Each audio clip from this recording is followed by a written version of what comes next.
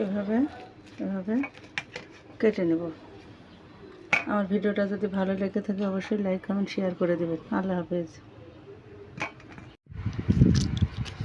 আমার এখানেও আছে, আমার ছোটো আছে। হ্যাঁ, খালি প্রাণ।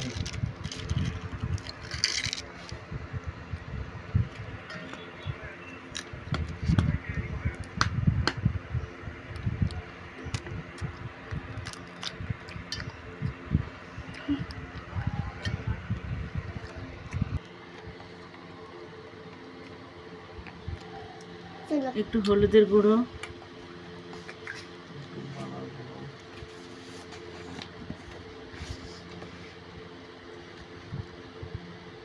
একটু মরিচের গুঁড়ো,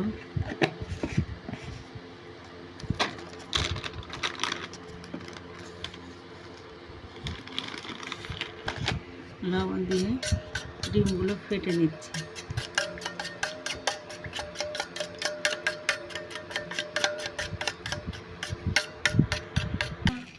এ পর্যায়ে আমার তেলটা গরম হয়ে গেছে, আমি ডিমটা ঢেলে দিয়েছি। ঢেলে দেওয়ার পরে সঙ্গে সঙ্গে নাড়তে হবে, সেটা ঝুরঝুরে হবে না, ভাজার মতো হয়ে যাবে।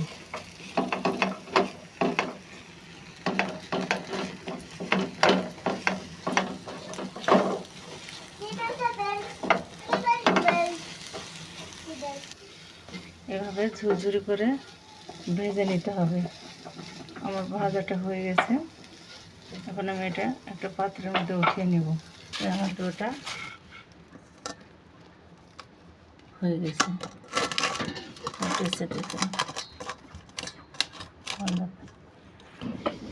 রুটিটা বেলে নিচ্ছি। রুটিটা মোটা করে বেলে নিয়েছি।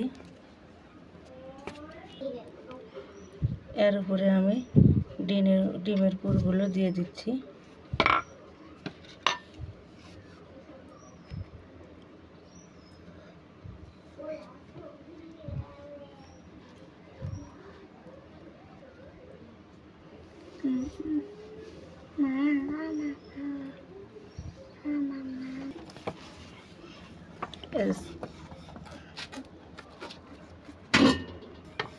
চারের সাইড দিয়ে বেলে নিতে হবে, এভাবে মধ্যে চাপ কম দিতে হবে, দিয়ে চারের সাইড দিয়ে বেলে নিতে হবে।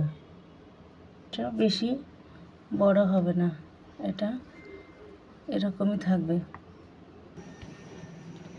আমি এই পাশটা একটু ভেজে নেব।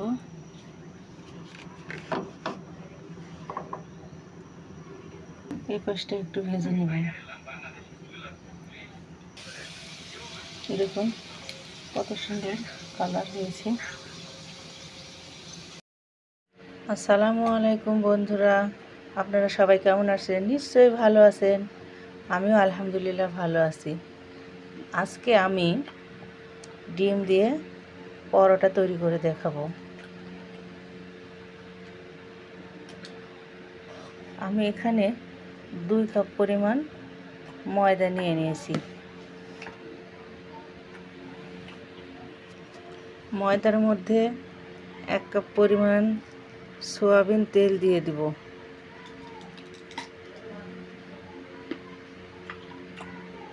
সয়াবিন তেল দিয়ে ময়দাটা সুন্দরভাবে মাখিয়ে নেব। তেল দিয়ে ময়দাটা মাখানোর পরে স্বাদ মতো লবণ দিয়ে দিচ্ছি।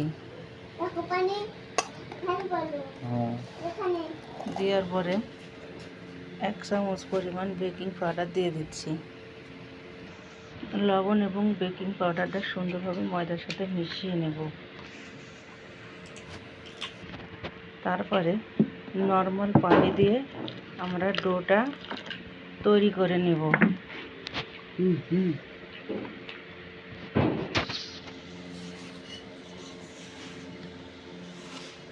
অল্প অল্প করে পানি দিয়ে আমি ডোটা তৈরি করে নিচ্ছি।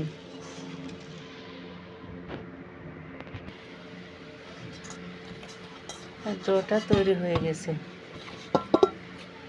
এখন আমি এটা আধা ঘন্টার জন্য রেস্টে রেখে দিব। আমি পলিথিন দিয়ে এটা আধা ঘন্টার জন্য রেখে দিচ্ছি।